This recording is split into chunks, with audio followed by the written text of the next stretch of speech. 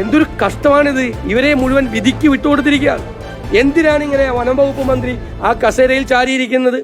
അതിന്റെ മീതെ മുഖ്യമന്ത്രിയില്ലേ? ഒന്ന് അന്വേഷിച്ചൊന്ന് എല്ലാവരെയും വിളിച്ചുകൂട്ടി ഇതിനെന്ത് തീരുമാനമെടുക്കണമെന്ന് ആലോചിക്കാൻ പ്രവർത്തിക്കുന്ന ഒരു ഗവൺമെന്റ് സംസ്ഥാനത്തില്ലേ? ഇപ്പൊ ഇന്നെന്താ ജനപ്രതിനിധികൾ MP ശ്രീ ബെന്നി ബെഹനാൻ MP അടക്കമുള്ള ആളുകൾ ഇതറിഞ്ഞ് ഇവിടെ ഓടിയെത്തുകയാണ്. അവരെ അസിസ്റ്റന്റ് കളക്ടറും DYSPയുമായി ചർച്ച നടത്തുന്നതിന്റെ ഇടയിൽ ബോഡിയും കൊണ്ട് പോവുകയാണ്. ശരിയായ രീതിയാണോ ഇതൊക്കെ? ശരിയായ രീതിയാണോ? ഒരു പാർലമെന്റ് അംഗം ഓടിയെത്തി, ഇവരാരും വന്നില്ലല്ലോ, അദ്ദേഹമല്ല ഓടിയെത്തിയത്. അദ്ദേഹവും ജനപ്രതിനിധികളും ഇവിടെ ഓടിയെത്തി അവർ ഉദ്യോഗസ്ഥരുമായിട്ട് സംസാരിക്കുന്നതിന്റെ ഇടയിൽ അവരെ കബളിപ്പിച്ചുകൊണ്ട് കൊണ്ടുപോവുക. ഇതൊക്കെ കുറെ നാടകങ്ങളാണ് എല്ലാ സ്ഥലത്തും നടത്തുന്നത്. ജനങ്ങളുടെ പ്രതിഷേധമാണിത്. ഇത് കഴിഞ്ഞത് അവസാനിക്കില്ലല്ലോ. ഒന്നും ചെയ്തു കൊടുക്കാൻ അവർക്ക് നഷ്ടപരിഹാരത്തിന്റെ കാര്യം, അവർക്ക് വീട്ടിൽ കൊടുക്കേണ്ട കാര്യങ്ങൾ, അവരുടെ ജോലി തുടങ്ങിയ കാര്യങ്ങൾ എല്ലാത്തിനും ഒരു ഉറപ്പ് വേണ്ടേ?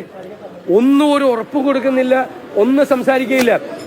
ഞാൻ പറയുന്നത് വലുതായിട്ട് പരിക്ക് പറ്റി കിടക്കുന്ന നിരവധി ആളുകൾക്ക് ഇപ്പോഴും നഷ്ടപരിഹാരം കൊടുക്കാനുണ്ട്. കൊടുത്തിട്ടില്ല, പല സ്ഥലത്തും പല ജില്ലകളിലും കൊടുത്തിട്ടില്ല.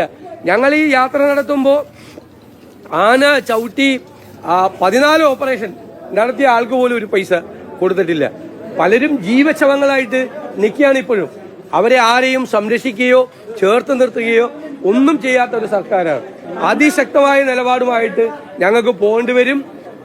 ഇത് ഉത്തരവാദിത്വമില്ലായ്മയാണ്, ഗവൺമെന്റിന്റെ പൂർണ്ണമായ ഉത്തരവാദിത്വമില്ലായ്മയാണ് കാണിക്കുന്നത്. അതിനെതിരായിട്ടുള്ള സമരവുമായി മുമ്പോട്ട് പോകും.